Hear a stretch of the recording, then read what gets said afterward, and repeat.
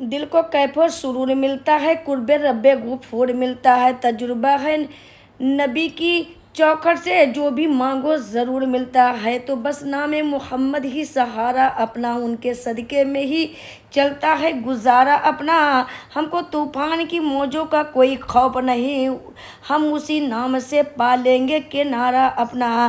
تو اے میری اسلام کی شہزادیوں، جنگل کے درندے بھی سرکار کی ذات کو پہچانتے ہیں، اور ان جانوروں کا بھی ادب کرتے ہیں جن کو سرکار دو عالم صلی اللہ علیہ وسلم سے نسبت حاصل ہو جائے۔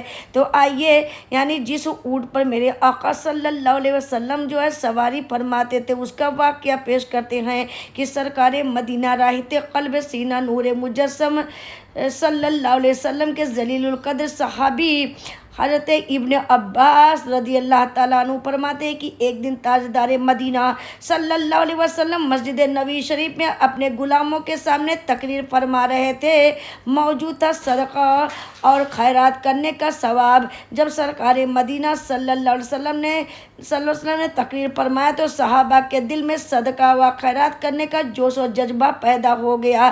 ہر آدمی، ہر صحابی نے اپنی استطاعت کے مطابق صدقے میں بڑھ چڑھ کر حصہ لیا۔ سبحان اللہ۔ حضرت ابن عباس رضی اللہ تعالیٰ عنہ فرماتے ہیں کہ ایک دیہاتی اعرابی جس نے سرکار مدینہ صلی اللہ علیہ وسلم کا نیا کلمہ پڑھا تھا، ایک بڑے پیارے خوبصورت اونٹ پر سوار ہو کر وہ بھی تقریر سننے کے لیے اور آپ کی زیارت کے لیے حاضر تھا۔ جب میرے آقا صلی اللہ علیہ وسلم نے صدقہ خیرات کے فضائل بیان فرمائے تو صحابہ رضوان اللہ تعالیٰ عنہم اجمعین جھوم اٹھے۔ غور کرنے کا مقام ہے کہ اگر کوئی اچھا مقرر خطاب کرے تو لوگ اللہ تعالیٰ کے نام پر سب کچھ قربان کرنے کے لیے تیار ہو جاتے ہیں، تو وہ تو شہنشاہ مدینہ تھے، وہ تو کائنات کے سلطان تھے، وہ تو علم کے خزانے تقسیم فرمانے والے تھے، اللہ کے حبیب، اللہ کے محبوب تھے۔ خود میرے آقا فرماتے ہیں کہ اللہ عطا کرتا، میں کائنات میں تقسیم کرتا ہوں۔ تو سرکار کی تقریر سن کر اس اعرابی نے کہا، آقا یہ اونٹ جو مجھے بڑا پیارا ہے، میں اسے اللہ کے نام پر صدقہ کر کے آپ کی خدمت میں پیش کرتا ہوں، اسے بیچ کر فقراء اور مساکین میں اس کا مال خرچ فرما دے اور اسے قبول بھی فرما لے۔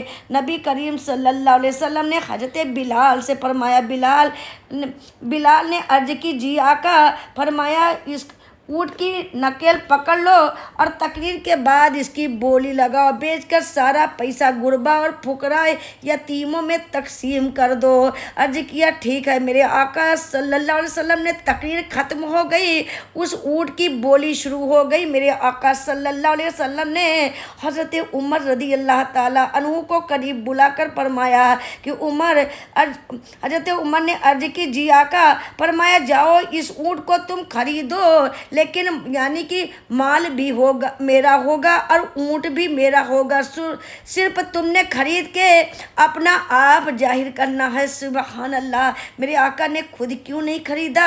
تو علماء فرماتے ہیں اگر سرکار خریداروں میں شامل ہوتے تو کسی صحابی نے تعظیم کی وجہ سے حیا کے خاطر سرکار کی بولی پر بولی نہیں لگاتی، اس لیے میرے آقا نے حضرت عمر رضی اللہ تعالیٰ عنہ کو اپنی جگہ آگے فرمایا، بولی شروع ہو گئی۔ سب سے زیادہ قیمت سیدنا عمر رضی اللہ تعالیٰ عنہ نے لگا کر سرکار مدینہ صلی اللہ علیہ وسلم کے لیے وہ اونٹ کو یعنی اونٹنی کو خرید لی۔ میرے آقا صلی اللہ علیہ وسلم نے فرمایا ہے، اسے وہاں باندھ دو جہاں دوسرے جانور بندھے ہوئے ہیں۔ اونٹ باندھ دیا گیا۔ سرکار مدینہ صلی اللہ علیہ وسلم نے جب تہجد کی نماز پڑھ کر صبح کی جماعت کرانے کے لیے گھر سے باہر نکلے تو آپ کا گزر اسی اونٹ کے پاس سے ہوا جو دن کو خریدا گیا تھا۔ سرکار نے اس کے پاس سے گزرے تو اس نے چہرہ آسمان کی طرف کیا، عرض کیا، اے رب کائنات، اے پروردگار، آج مجھے انسانوں والی زبان عطا فرما تاکہ میں تیرے حبیب کی بارگاہ میں درود و سلام کی لڑیاں نچھاور کر لوں اور میں اپنا تعارف بھی کرا دوں، میں کیسے آپ تک پہنچا ہوں۔ اللہ اکبر۔ حضرت ابن عباس رضی اللہ تعالیٰ عنہ فرماتے ہیں کہ وہ سرکار مدینہ صلی اللہ علیہ وسلم کو دیکھ کر یعنی اونٹ کہتا ہے کہ اے سارے انسانوں میں بہترین انسان، میرا آپ کی خدمت میں سلام عرض ہو۔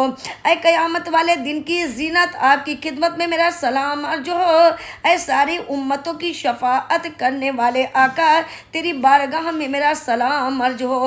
اے کائنات کے ذرے ذرے کو پالنے والے رب کے رسول، میرا آپ کی خدمت میں سلام عرض ہو۔ صدقے جاؤں اپنے آقا تاجدار مدینہ صلی اللہ علیہ وسلم پر، جس کو جانور بھی سلاموں کے درودوں کے گجرے پیش کر رہے ہیں۔ جب جانور سلام پڑھتے ہیں تو ہمارا حق تو زیادہ بنتا ہے کہ ہم اپنے نبی پاک صلی اللہ علیہ وسلم پر دن رات جو ہے صلاۃ و سلام پیش کیا کرے۔ اللہ اکبر۔ اور یہ بھی کہا کرے کہ میں سو جاؤں یا مصطفیٰ کہتے کہتے، کھلے آنکھیں صلی اللہ کہتے کہتے، جو اٹھوں تو کہتا اٹھوں یا محمد، جو بیٹھوں تو صلی اللہ کہتے کہتے، کٹے عمر یا مصطفیٰ کہتے کہتے، قضا آئے صلی اللہ کہتے کہتے، جیے مصطفیٰ کہتے کہتے، مرے ہم تو صلی اللہ کہتے کہتے۔ سرکار مدینہ صلی اللہ علیہ وسلم نے جب درود و سلام کی آواز سنی تو میرے آقا صلی اللہ علیہ وسلم نے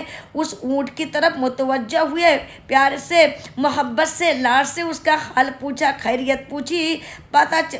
پتہ چلا جو سرکار کی بارگاہ میں صلاۃ و سلام کے گجرے پیش کرتے ہیں تو کملی والے آقا کی توجہ اس غلام کی طرف ضرور ہوتی ہے۔ میرے آقا اس غلام سے ضرور پوچھتے ہیں کہ اے میرے غلام، سنا تیرا کیا حال ہے؟ کوئی حاجت تو نہیں ہے، کوئی سوال تو نہیں ہے جو اللہ کی بارگاہ سے حل کروانا ہو؟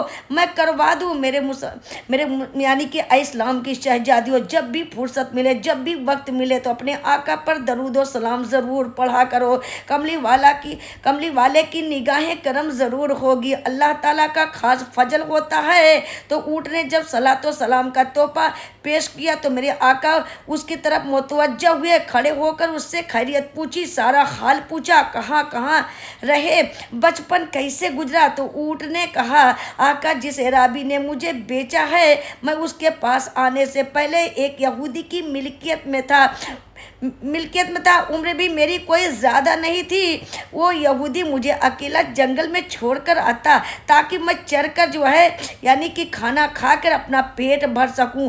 آقا صلی اللہ علیہ وسلم، میں کئی دن راتیں، یا رسول اللہ میں کئی دن راتیں جنگل میں بسر کرتا تھا، خوب کھاتا تھا۔ سرکار نے فرمایا، جنگل میں تو بڑے بڑے درندے ہوتے ہیں، تو بچ کر کیسے یہاں تک پہنچا؟ تو اس اونٹ نے کہا، آقا میرا بچنا تو مشکل تھا، پر اللہ نے مجھے آپ کے صدقے میں جنگل کے درندوں سے بچائے رکھا۔